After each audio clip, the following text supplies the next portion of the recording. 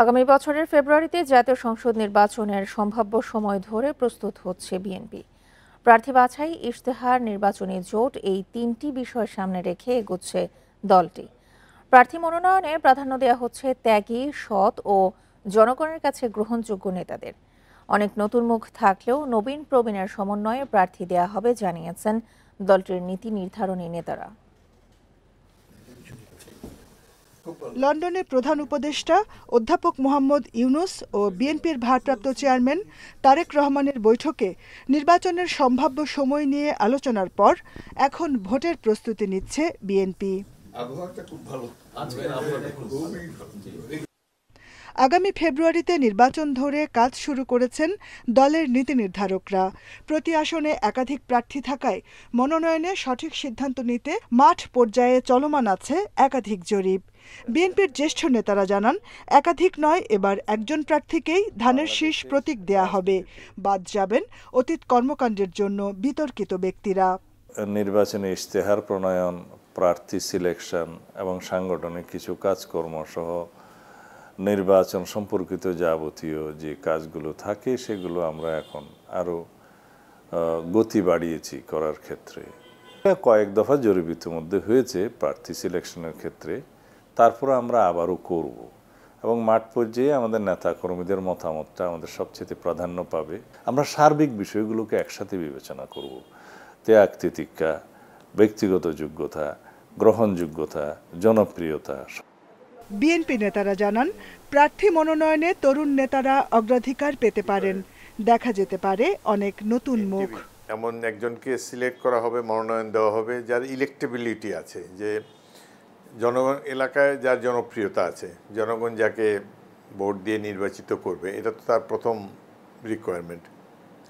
তৃতীয়ত, দলের যার ত্যাগ আছে, দীর্ঘদিন দলের প্রতি বিশ্বস্ত ছিল এবং দলে অনেক আন্দোলন সংগ্রামে ভূমিকা রেখেছে। আর এত কয়েক বছরের মধ্যে তো অনেক নতুন প্রার্থী এসেছে, তরুণরা এসেছে। সুতরাং নতুন পুরাতন, নবীন প্রবীণ মিশিয়ে একটি ব্যালেন্স করেই আমাদের দল থেকে মনোনয়ন দেওয়া হবে বলে আমরা বিশ্বাস করি। মনোনয়নের ক্ষেত্রে 2001, 2008 ও 2018 সালের নির্বাচনে অংশ নেয়া প্রার্থীদের বর্তমান অবস্থাও পর্যালোচনা করা হবে। Jahanara Parvin, independent news, Dhaka. ঐকমত্য কমিশনের সংলাপ বয়কট করেছে সিপিবি ও গণফোরাম। নেতাদের অভিযোগ, বেশি গুরুত্ব দেওয়া হচ্ছে জামায়াতে ইসলামকে। এদিকে রাষ্ট্র সংস্কারে কার্যকর ও নিরপেক্ষ নিয়োগ পদ্ধতি এনসিসি জরুরি বলে মনে করে এনসিপি ও জামায়াত, কিন্তু সাংবিধানিক কাউন্সিলের জবাবদিহি থাকে না বলে এটি গঠনে রাজি নয় বিএনপি। রাজনৈতিক দলগুলোর সঙ্গে ধারাবাহিক বৈঠক করছে ঐকমত্য কমিশন। লন্ডনে ইউনুস তারেক বৈঠকের প্রতিবাদে মঙ্গলবার যোগ দেয়নি জামায়াতে ইসলামী, তবে অংশ নিয়েছে বুধবার। এদিনের বৈঠকে ঐকমত্য কমিশনের বিরুদ্ধে পক্ষপাতিত্বের অভিযোগ তুলেছে কয়েকটি রাজনৈতিক দল।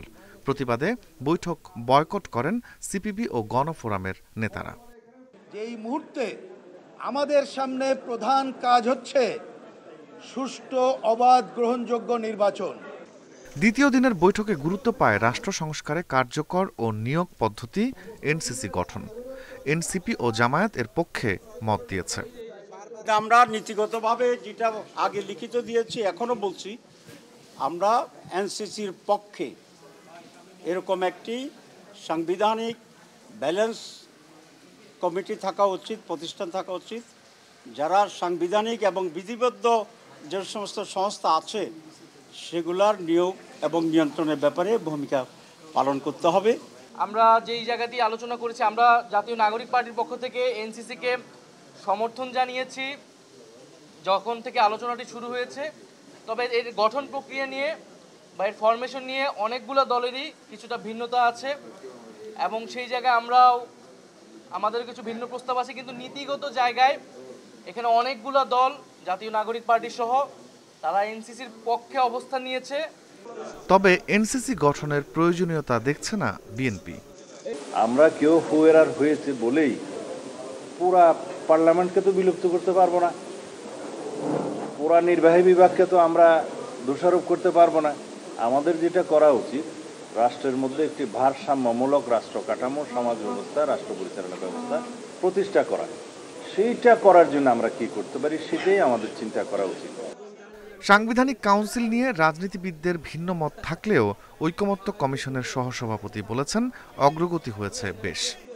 আলোচনাটায় খানিকটা অগ্রগতি হয়েছে, আমরা এই আলোচনা অব্যাহত রাখবো আগামী সপ্তাহে। ঐকমত্যে পৌঁছাতে আরও আলোচনার প্রয়োজন বলেও মনে করেন তিনি। Rifat Alam, independent news, Dhaka. Doctor Yunus Tarek রহমানের বৈঠকে নির্বাচনের সময় ঠিক হওয়া অনেকেরই পছন্দ হয়নি, তাই নারাজ হয়ে মঙ্গলবার একটি দল ঐকমত্য কমিশনের বৈঠকে হাজির হয়নি, এমন মন্তব্য করেছেন বিএনপির মহাসচিব মির্জা ফখরুল ইসলাম আলমগীর। দলটির নেতারা বলছেন, সরকারের নিরপেক্ষতা নিয়ে কোনো প্রশ্ন থাকলে আলোচনার মধ্য দিয়ে তা সমাধান করতে হবে। বুধবার রাজধানীতে আলাদা অনুষ্ঠানে এসব কথা বলেন বিএনপি নেতারা। ঢাকা মহানগর উত্তর বিএনপির সদস্য ফরম নবায়ন কর্মসূচির উদ্বোধন উপলক্ষে এ আয়োজন। রাজধানীর উত্তরায় এ অনুষ্ঠানে যোগ দেন মহানগর বিএনপির বিভিন্ন পর্যায়ের নেতারা। আওয়ামী লীগ থেকে তারা এখন নব্য বিএনপি হয়ে বিএনপিতে ঢোকার চেষ্টা করছে। সদস্য নবায়ন কর্মসূচির উদ্বোধন করেন বিএনপি মহাসচিব মির্জা ফখরুল ইসলাম আলমগীর। প্রধান অতিথির বক্তব্যে বিএনপি মহাসচিব বলেন, কোনো চাঁদাবাজ দখলদারের জায়গা বিএনপিতে হবে না। গণমানুষের দল হিসেবে বিএনপিকে সামনে এগিয়ে নিয়ে যেতে হবে। প্রমাণিত যে তারা খারাপ মানুষ, তো তাদেরকে আমরা দলে নিব না। কিন্তু যে রাজনীতি করে নাই, কখনো করে নাই, আওয়ামী লীগও করে নাই, কিন্তু ভালো মানুষ, যোগ্যতা আছে, এলাকায় তার গ্রহণযোগ্যতা আছে, এই সব মানুষের কথা আমাদেরকে ভেবে দেখতে হবে। এ সময় মির্জা ফখরুল বলেন, লন্ডনে ডক্টর ইউনূস তারেক রহমানের বৈঠকের মধ্য দিয়ে নির্বাচন নিয়ে সংকট কেটে গেছে, যা অনেকেরই পছন্দ হয়নি। এই দুই নেতা আমাদের একটা শান্তিপূর্ণভাবে নির্বাচনের সুযোগ করে দিয়েছেন। অনেকের পছন্দ হয় নাই, তারপর নির্বাচন হলেই তাদের বিপদ। এখন নির্বাচন নাই, তাদের অনেক গুরুত্ব আছে। যে নির্বাচন হয়ে যাবে তত জনগণের যারা ভালোবাসার দল তারাই তো ক্ষমতায় আসবে, তাই না? তো তখন তাদের গুরুত্ব কতটুকু থাকবে কি থাকবে না তখন নির্ধারিত হবে। যে কারণে ওরা নারাজ হয়েছে এবং নারাজ হয়ে গতকালকে একটা বৈঠকে হাজির হয় নাই। এদিকে নরসিংদী জেলা বিএনপির নতুন কমিটির নেতাদের নিয়ে বিএনপির প্রতিষ্ঠাতা জিয়াউর রহমানের সমাধিতে শ্রদ্ধা জানাতে গিয়ে রুহুল কবির রিজভী বলেন, কয়েকটি দল চায় না দেশে নির্বাচন হোক। প্রধান উপদেষ্টার যে অঙ্গীকার, তিনি সুস্পষ্ট ভাষায় যে কথাগুলি বলে এসছেন, আমার মনে হয় সেটিরই প্রতিফলন ঘটবে, বাস্তবায়ন হবে। সরকার গঠন করলে বিএনপি সবার মতামতের ভিত্তিতে দেশ পরিচালিত করবে বলেও জানান দলটির নেতারা। মাহমুদ শরীফ, ইন্ডিপেন্ডেন্ট নিউজ, ঢাকা। নিয়মিত স্বাস্থ্য পরীক্ষা শেষে রাজধানীর এবারকেয়ার হাসপাতাল থেকে গুলশানের বাসভবন ফিরোজায় ফিরেছেন বিএনপি চেয়ারপারসন খালেদা জিয়া। বুধবার সন্ধ্যায় স্বাস্থ্য পরীক্ষার জন্য এবারকেয়ার হাসপাতালে যান বেগম খালেদা জিয়া।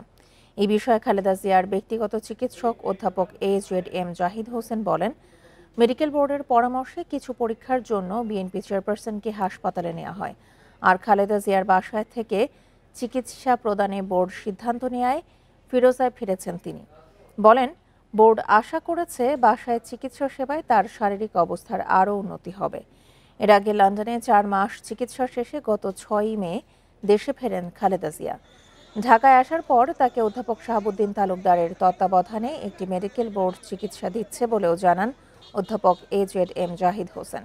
লন্ডনে যাওয়ার আগে সবশেষ গত বছরের 12 সেপ্টেম্বর এবারকেয়ার হাসপাতালে গিয়েছিলেন বিএনপি নেত্রী। বিদেশি চিকিৎসক প্রফেসর প্যাট্রিক কেনেডি এবং জেনিফার ক্রস ওনাদের পরামর্শক্রমে কিছু পরিবর্তন আনা হয়েছে এবং সে অনুযায়ী চিকিৎসা হাসপাতালেই শুরু করে দেওয়া হয়েছে এবং এটি মেডিকেল বোর্ডের তত্ত্বাবধানে বাসায় ওনার সে চিকিৎসা চলবে। নারায়ণগঞ্জের সিদ্ধিরগঞ্জে বিহারি কলোনিতে যৌথ বাহিনীর অভিযানে সেনাবাহিনীর পোশাকের কাপড়, মাদক, দেশীয় অস্ত্রসহ 2 জনকে আটক করা হয়েছে। গতরাতে আদমজি ইপিজেড সংলগ্ন বিহারি কলোনিতে এই অভিযান চালানো হয়। পুলিশ জানায় সিদ্ধিরগঞ্জের বিভিন্ন এলাকায় মাদক বিক্রির সংবাদের ভিত্তিতে বিহারি কলোনিতে অভিযান পরিচালনা করা হয়। রাত ৮টায় শুরু হয়, প্রায় ৩ ঘণ্টাব্যাপী চলে এই অভিযান। এ সময় 2 নারীর ঘর থেকে 17টি বিভিন্ন ধরনের দেশীয় অস্ত্র, 11টি মোবাইল, সেনাবাহিনীর পোশাকের কাপড়, 84 প্যাকেট গাঁজা উদ্ধার করা হয়।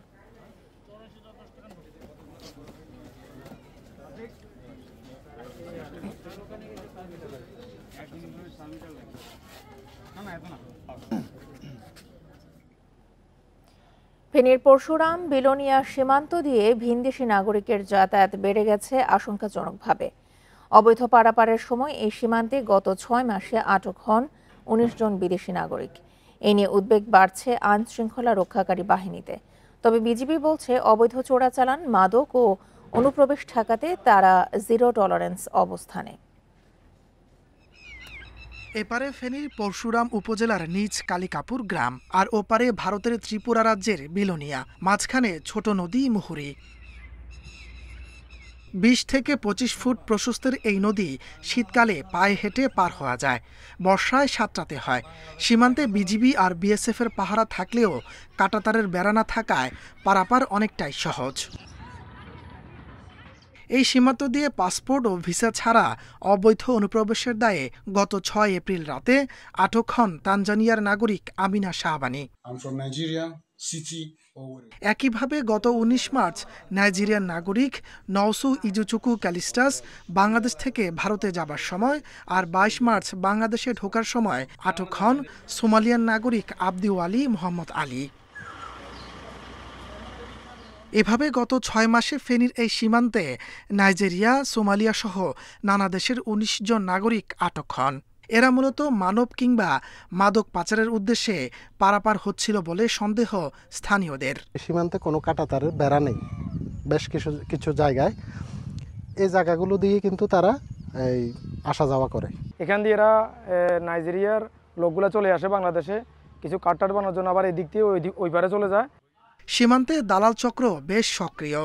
চোরাচালান মানে ইন্ডিয়ার তো জিনিস টিনিস নিয়ে রসুন চিনি মিনি আনি বিক্রি করি, না গরুও আনি। আমরা হুরা করি এখানটা, এটা করি, আমাদের পেশাই এটা। তবে আইন শৃঙ্খলা রক্ষাকারী বাহিনীর দাবি, সীমান্তে নজরদারি এখন আগের চেয়ে বেশি। আমাদের তথ্যের ভিত্তিতে এবং আমরা কিছু মানব পাচারকারী ধরেছি, তাদের কাছ থেকে কিছু তথ্য নিয়েছি, আর সেটার অনুযায়ী কিন্তু আমাদের অপারেশন অব্যাহত আছে। পুলিশ কার্যক্রম করছে। 2-1টা কানেকশন পেয়েছি, যেগুলির আমরা ঢাকায় তাদের অবস্থান পেয়েছি, সেগুলি গোয়েন্দা সংস্থাকে দেওয়া হয়েছে এবং তারা এই বিষয়ে কার্যক্রম গ্রহণ করছে।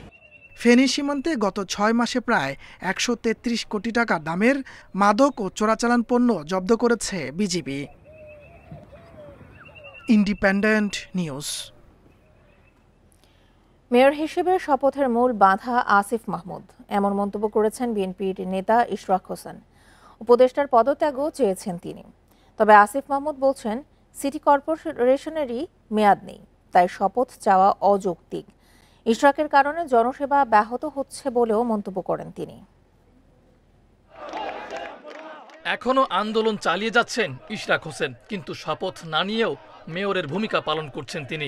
বুধবার ঢাকা দক্ষিণ সিটি কর্পোরেশনের মশা নিধন কর্মসূচির উদ্বোধন করেন। কোনো ধরনের তারা তোয়াক্কা করছে না, কোনো ধরনের তারা ভ্রুক্ষেপ করছে না।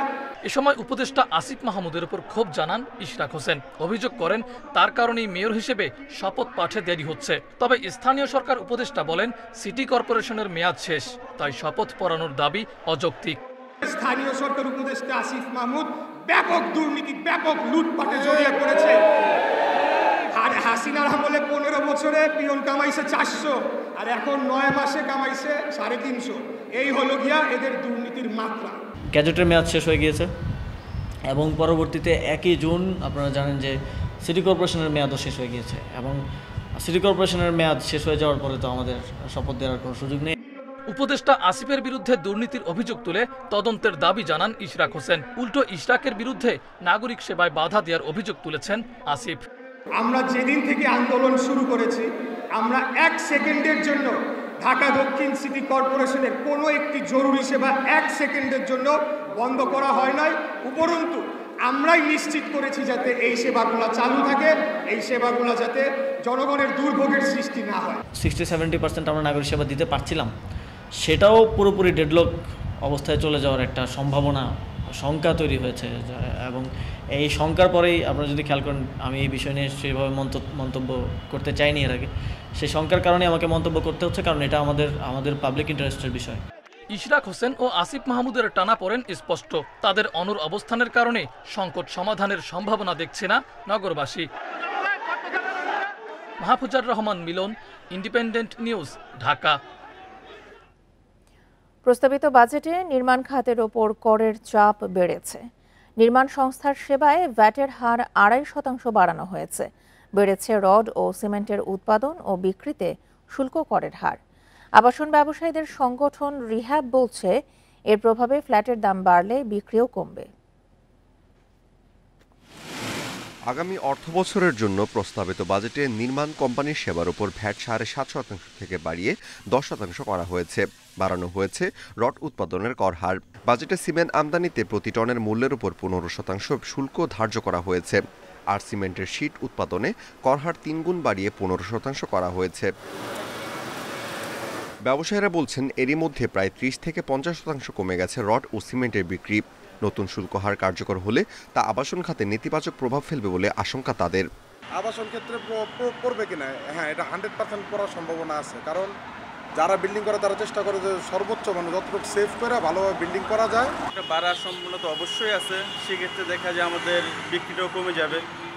বিক্রিটা কমে গেলে তো ব্যবসার জন্য আমাদের একটা ক্ষতিগ্রস্ত। প্রায় 20% মতো যে রিকোয়ারমেন্টটা কমে গেছে। এই রিকোয়ারমেন্টটা কমার পিছনে মেইন যেটা কারণ হলো যে এখন অনেক মেগা প্রজেক্টগুলো প্রায় শেষ প্রান্তে এবং অনেক নতুন মেগা প্রজেক্ট এখন আসছেও না। আবাসন ব্যবসায়ীদের সংগঠন রিহ্যাব বলছে, এসব পণ্যের দাম বেড়ে গেলে আগামীতে ফ্ল্যাটের দামও বাড়বে, ক্ষতিগ্রস্ত হবে এ খাতের ব্যবসা। তাই নির্মাণ খাতের কর ভার কমানোর দাবি তাদের। রড বা স্টিল জিনিস যেগুলো আছে সেগুলা, তো এগুলা কিন্তু আমাদের কিন্তু মেন আমাদের একটা বিল্ডিং করতে গেলে লাগে আর কি। এই জিনিসগুলোর দাম বেড়ে গেলে অটোমেটিকলি আমাদের ফ্ল্যাটের দামও কিন্তু বেড়ে যাবে। মাননীয় অর্থ উপদেষ্টার সাথে বসছি, কারণ বাজেট তো এটা তো বাজেট এখনো হয় না, 22 তারিখে এটা কনফার্ম হবে। রিহ্যাব বলছে, প্রস্তাবিত বাজেট কার্যকর হলে স্টিলের তৈরি সহযোগী শিল্পের পণ্যের দামও বাড়বে। এতে সংকটে পড়বে দেশের আবাসন খাত। Amirul Islam, independent news, Dhaka. 45তম BCS এর লিখিত পরীক্ষায় উত্তীর্ণ হয়েছেন 6558 জন। বুধবার রাতে সংবাদ বিজ্ঞপ্তির মাধ্যমে এই পরীক্ষার ফল প্রকাশের তথ্য দেয় বাংলাদেশ সরকারি কর্ম কমিশন। বিজ্ঞপ্তিতে বলা হয়, 45তম বিসিএস এর লিখিত পরীক্ষা 2024 সালের 23 থেকে 31 জানুয়ারি দেশের 8টি বিভাগীয় শহরে অনুষ্ঠিত হয়। এই পরীক্ষায় মোট 6558 জন প্রার্থী কমিশনের অনুমোদন ক্রমে সাময়িকভাবে উত্তীর্ণ হয়েছে। পিএসসি বলেছে, প্রকাশিত বিজ্ঞপ্তিতে যুক্তিসঙ্গত কারণে কোনো সংশোধনের প্রয়োজন হলে কমিশন তা সংশোধন করতে পারবে। আর পরীক্ষার পূর্ণাঙ্গ ফলাফল ও অন্যান্য তথ্য পিএসসির ওয়েবসাইটে পাওয়া যাবে বলে সংবাদ বিজ্ঞপ্তিতে জানানো হয়।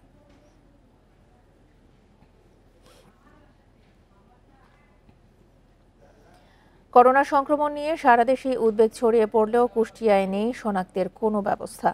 জেলার একমাত্র করোনা পরীক্ষার পিসিআর ল্যাব বন্ধ থাকায় বিপাকে স্থানীয়রা। চুরি হয়ে গেছে যন্ত্রাংশ।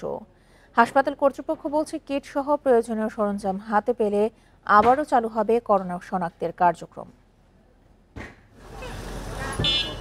2020 সালে কুষ্টিয়া সদর হাসপাতাল প্রাঙ্গণে একতলা ছোট ভবনে বসানো হয় পিসিআর ল্যাব। আশপাশের কয়েক জেলা থেকেও লোকজন আসতেন করোনা শনাক্তের জন্য। পরে সংক্রমণ কমে আসায় বন্ধ হয়ে যায় ল্যাবটি। রক্ষণাবেক্ষণ না থাকায় জেলার একমাত্র পিসিআর ল্যাবটি এখন জরাজীর্ণ। চুরি হয়ে গেছে দুটি পিসিআর মেশিনের একটি। এয়ার কন্ডিশনার ও কম্পিউটার সহ গুরুত্বপূর্ণ যন্ত্রাংশ খোয়া গেছে। সম্প্রতি নতুন করে করোনা সংক্রমণ ছড়ানোর পর জানাজানি হয় চুরির তথ্য। টেস্ট করতে না পারায় বিপাকে স্থানীয়রা। সব ধরনের তাদের লোকবল আছে, প্রশাসন আছে, কতটা তারা অযোগ্য এবং কতটা অবহেলা করলে জিনিসগুলো হারিয়ে যেতে পারে। সব টেস্ট আমার হয়ে গেছে, হয়ে যাওয়ার পরে করোনার টেস্টটা করতে পারেনি, মেশিন বলে হারা গেছে। সামনে করোনা আসছে, সেটার জন্য আমরা সবাই প্রস্তুত হওয়ার জন্য চিন্তা করছি, কিন্তু আমরা শুনছি যে এই পিসিআর ল্যাবে কিছুই নেই, সমস্ত যন্ত্রপাতি এখান থেকে চুরি হয়ে গেছে বা কোনো কিছুই এখানে আর কি নাই। চুরির ঘটনার পর ল্যাবের যন্ত্রাংশ সরিয়ে নেওয়া হয়েছে কুষ্টিয়া মেডিকেল কলেজ হাসপাতালে। কিট সহ প্রয়োজনীয় সরঞ্জাম এলে সেখানে চালু হবে করোনা পরীক্ষা। পিসিআর মেশিন ওই ল্যাবে 2টা ছিল, তারপরেও আবার 2টা মেশিন নতুন এসেছিল, সেটা আমাদের এই ক্যাম্পাসে মানে এই ভবনে আছে।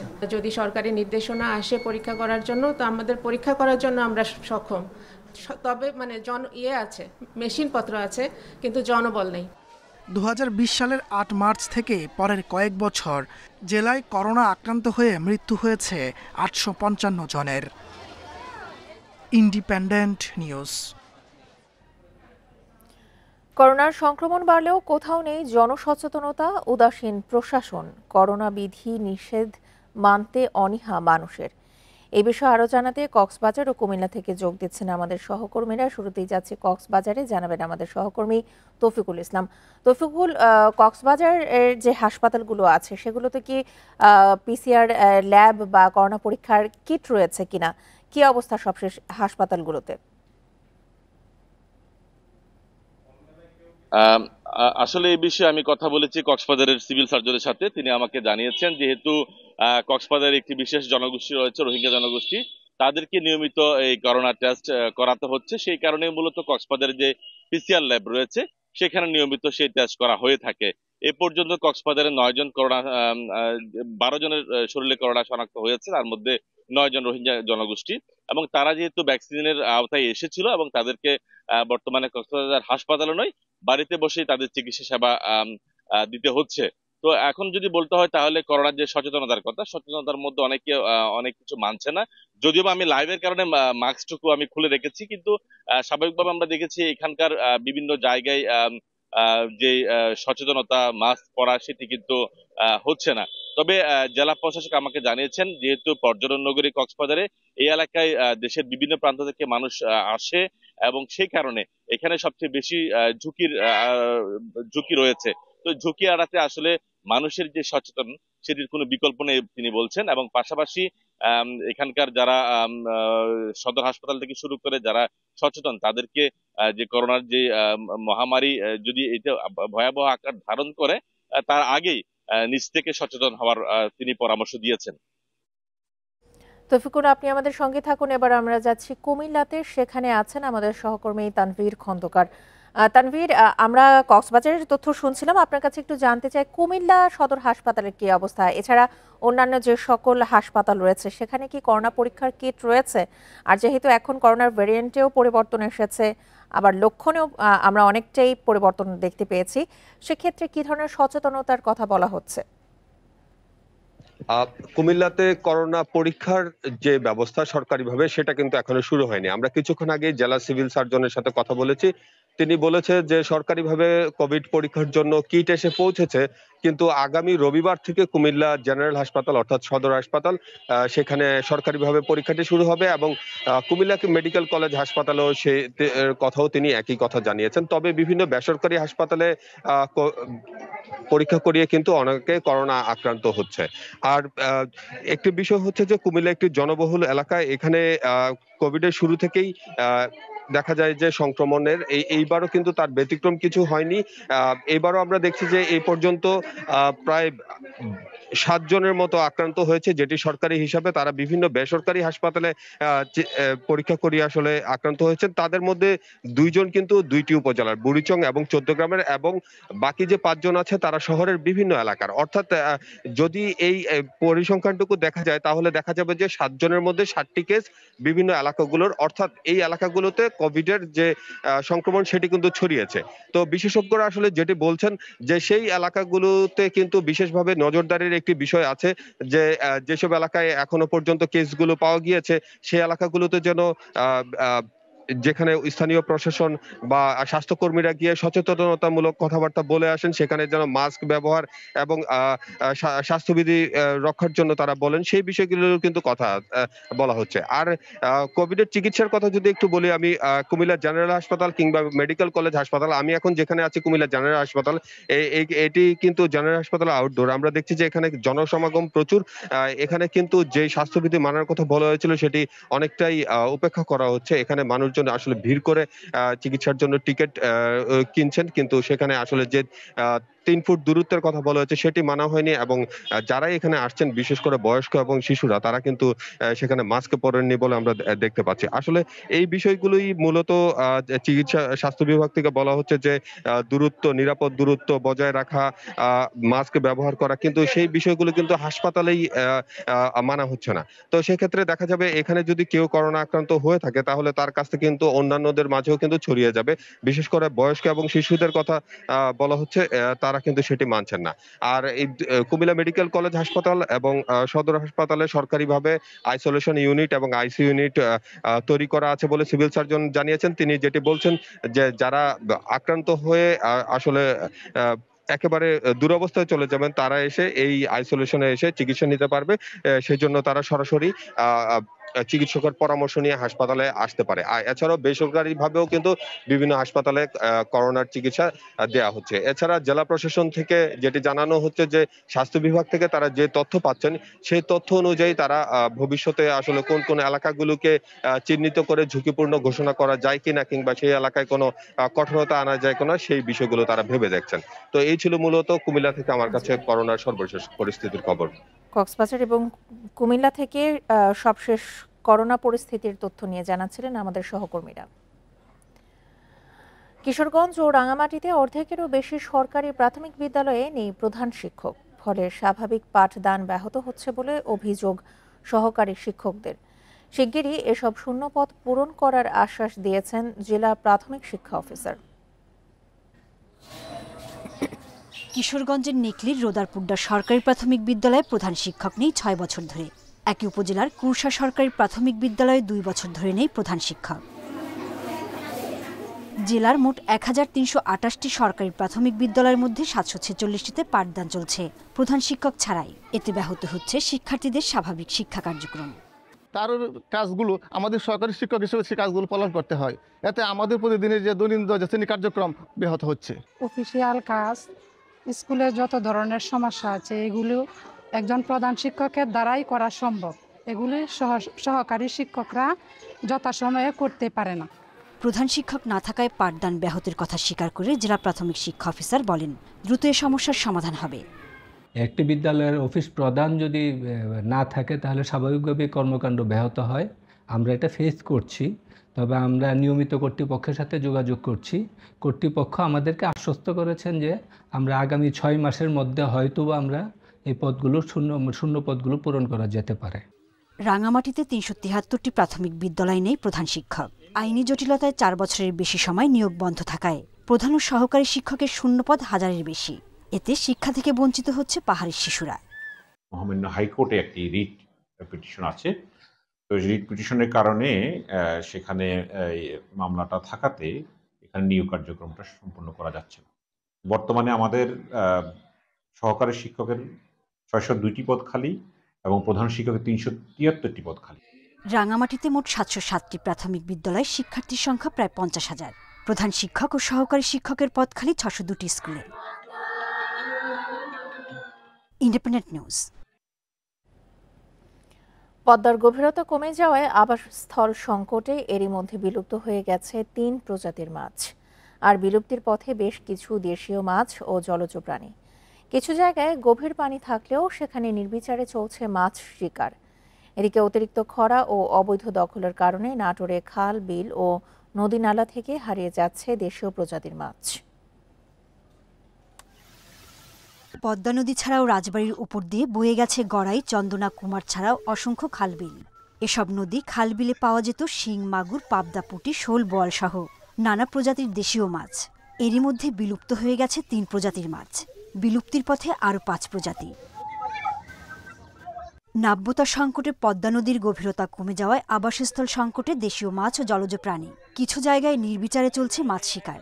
ধরা পড়ছে বিশাল আকারের বাঘাইর আইসসহ বিভিন্ন প্রজাতির মাছ। বড় মাছটা চাই গভীর পানি, ইলিশ মাছটা চাই স্রোত, কিন্তু আগের মতন সেই স্রোত আর নাই নদীতে। মাছের বাসা হলো পানি, পানি যদি না থাকে, গভীরতা যদি না থাকে, তাহলে তো মাছ থাকতে পারবে না। দেশি মাছ রক্ষায় নদীগুলোতে মাছের অভয়ারণ্য করার পরিকল্পনা রয়েছে বলে জানিয়েছেন জেলা মৎস্য কর্মকর্তা।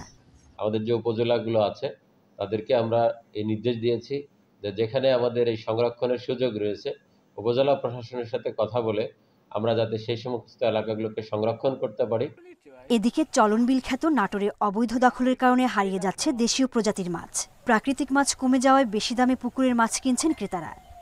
এখন সব হাইব্রিড মাছ আর প্রচুর দাম, এত দাম দিয়ে মাছ কিনা খুব মুশকিল হয়ে গেছে। বিল নদী সব দখল হয়ে যাচ্ছে, দেশি মাছ হারাই যাচ্ছে, পাওয়াই যাচ্ছে না। ভরাট নদীগুলো খননের একটি প্রকল্প মন্ত্রণালয় পাঠিয়েছে পানি উন্নয়ন বোর্ড। আর অতি আহরণজনিত কারণে মাছের প্রজাতি বিলুপ্ত হওয়ার পথে বলছে মৎস্য বিভাগ। বড়াল, নারদ এবং মুসাখা নদী খনন প্রকল্পের ডিবিটি বর্তমানে মিনিস্ট্রিতে পাঠানো হয়েছে। এটা পাস হইলে আমরা এই 3টে নদী খনন করব। তো অতি আহরণজনিত কারণে আমাদের প্রজাতিগুলো বিলুপ্তির একটা আশঙ্কা থাকে। 5 থেকে 7 ফুট পানি ধরে রেখে তারপরে যদি সেচ কাজ করা হয় তাহলে মাছও বাঁচবে, আমাদের কৃষিকাজও হবে। সেক্ষেত্রে আমাদের প্রজাতিগুলো ধরে রাখা সম্ভব হবে। বড়াল, নারদ নদ সহ নাটোরের নদী ও বিলগুলো দ্রুত দখলমুক্ত খননের দাবি স্থানীয়দের। সোহেলি জাহান, ইন্ডিপেন্ডেন্ট নিউজ। এ ছিল এখনকার মতো বিরতি। ইন্ডিপেন্ডেন্ট সংবাদে আমন্ত্রণ পরের আয়োজনে।